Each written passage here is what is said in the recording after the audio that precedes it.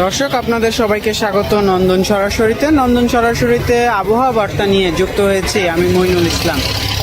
আবহাওয়ার কথা যদি একটু বলি, চলছে বৈশাখ মাস, গরম বাড়তে শুরু করেছে দেশ জুড়ে, সারা দেশেই তাপমাত্রা আবার বৃদ্ধি পেতে শুরু করেছে।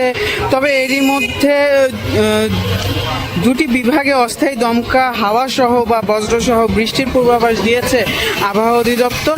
আজকে বেলা 9টায় আগামী 24 ঘন্টার জন্য দেওয়া আবহাওয়া পূর্বাভাসে বলা হয়েছে যে ময়মনসিংহ ও সিলেট বিভাগের দু এক জায়গায় অস্থায়ীভাবে দমকা হাওয়া সহ বৃষ্টি বা বজ্রসহ বৃষ্টি হতে পারে। এছাড়া দেশের অন্যত্র অস্থায়ী আংশিক মেঘলা আকাশ সহ আবহাওয়া প্রধানত শুষ্ক থাকবে।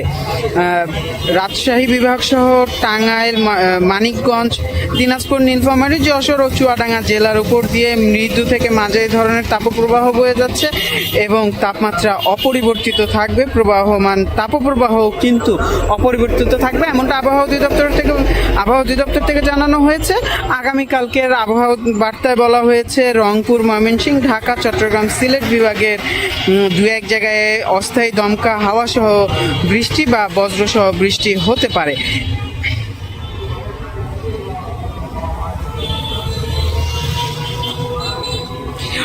অর্থাৎ এই আবহাওয়া পূর্বাভাস অনুযায়ী যে আগামী সপ্তাহটি, অর্থাৎ আগামীকাল থেকে যে নতুন সপ্তাহ শুরু হচ্ছে সেই সপ্তাহতে কিন্তু পুরো সপ্তাহেই বিভিন্ন জায়গায় তাপপ্রবাহর যেমন উপস্থিতি থাকবে, তেমন আবহাওয়া বার্তায় বলা হচ্ছে যে তাপপ্রবাহের পাশাপাশি কিন্তু অস্থায়ী দমকা সহ বজ্রসহ বৃষ্টি হতে পারে। আমরা যদি ঢাকার আকাশের কথা বলি, ঢাকার আকাশ কিন্তু সকাল থেকেই আংশিক মেঘলা, আকাশে মেঘের উপস্থিতি আছে। মাঝে মাঝে মেঘে আকাশ একেবারেই ঢেকে যাচ্ছে, আবার উজ্জ্বল রোদে চারপাশ ভরে যাচ্ছে।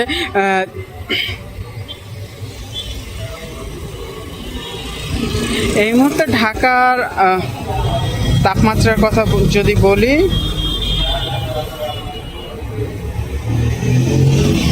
তবে এই মুহূর্তে ঢাকায় তাপমাত্রা 35 ডিগ্রি সেলসিয়াস সর্বোচ্চ এবং সর্বনিম্ন রয়েছে 27 ডিগ্রি সেলসিয়াস। বাতাসে যে জলীয় বাষ্পর মাত্রা 54%, অর্থাৎ জলীয় বাষ্পের মাত্রা কিছুটা কম থাকার কারণে কিন্তু যে তাপপ্রবাহ সেটি খুব একটা বেশি লাগছে না। বৈশাখ মাস, গ্রীষ্মকাল চলছে। এই গ্রীষ্মকালে ঢাকা, বাংলাদেশের যে তাপপ্রবাহের দেখা পাওয়া যায়, সেই তাপপ্রবাহ এখন পর্যন্ত খুব একটা বেশি দেখা না গেলেও কিন্তু মাঝে মাঝেই তাপমাত্রা 36-37 ডিগ্রি পর্যন্ত উঠে যাচ্ছে। অর্থাৎ যে গ্রীষ্মের যে গ্রীষ্মের যে গরম সেটি লাগছে। তবে বাতাস আছে, ঘন্টায় গড়ে 18 কিলোমিটার বেগে বাতাস রয়েছে। সেই বাতাসে যারা একটু খোলা জায়গায় আছেন, বাতাস পাচ্ছেন, তাদের কাছে বেশ আরামদায়ক হলেও কিন্তু যারা বদ্ধ জায়গায় আছেন তাদের কাছে একটু গরম অনুভূত হচ্ছে। যদি আজকে বাতাসের কোয়ালিটির কথা বলি, তাহলে 167 নিয়ে ঢাকার বাতাস আজকে অস্বাস্থ্যকর অবস্থায় আছে, যেটি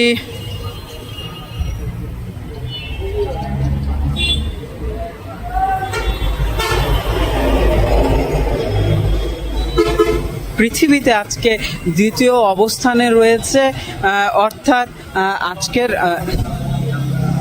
যে ঢাকার বাতাস সেটি কিন্তু অস্বাস্থ্যকর। সেই অস্বাস্থ্যকর বাতাসে শ্বাস প্রশ্বাস কিন্তু বিভিন্ন ফুসফুস ও অন্যান্য রোগের কারণ হতে পারে। এছাড়া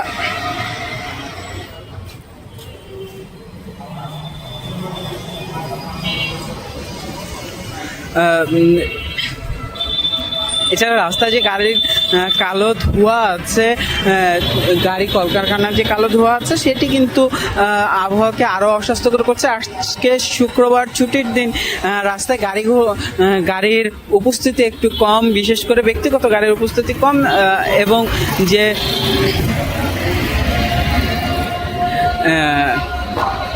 গণপরিবহন আছে সেটির উপস্থিতিও কম, তবে তবুও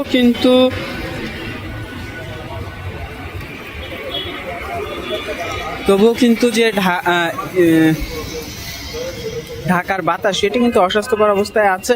আবার যদি একটু পূর্বাভাসে আসি, আবহাওয়া অধিদপ্তর থেকে বলা হয়েছে সিনপটিক অবস্থা রয়েছে। লঘুচাপের বর্ধিতাংশ বাংলাদেশের দক্ষিণ পশ্চিমাঞ্চল হয়ে পশ্চিমবঙ্গ থেকে উত্তরবঙ্গ পর্যন্ত বিস্তৃত রয়েছে, অর্থাৎ যে বঙ্গোপসাগরে একটি লঘুচাপ কিন্তু অবস্থান করছে, যার প্রভাবে রংপুর, ময়মনসিংহ, ঢাকা, চট্টগ্রাম, সিলেট বিভাগের দু এক জায়গায় অস্থায়ী দমকা হাওয়া সহ বিদ্যুৎ চমকানো এবং বৃষ্টি অথবা বজ্রসহ বৃষ্টি হতে পারে বলে আবহাওয়া অধিদপ্তর থেকে জানানো হয়েছে। তবে দিনের ও রাতের তাপমাত্রা অপরিবর্তিত থাকবে বলে আবহাওয়া অধিদপ্তর থেকে জানানো হয়েছে।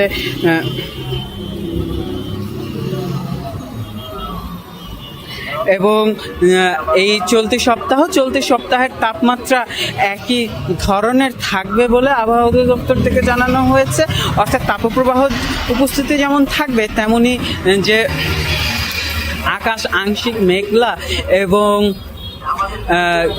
দমকা হাওয়া সহ বৃষ্টি, বজ্রসহ বৃষ্টি হতে পারে আবহাওয়া অধিদপ্তরের পূর্বাভাস অনুযায়ী। এই ছিল আমার কাছে আজকের আবহাওয়া বার্তা।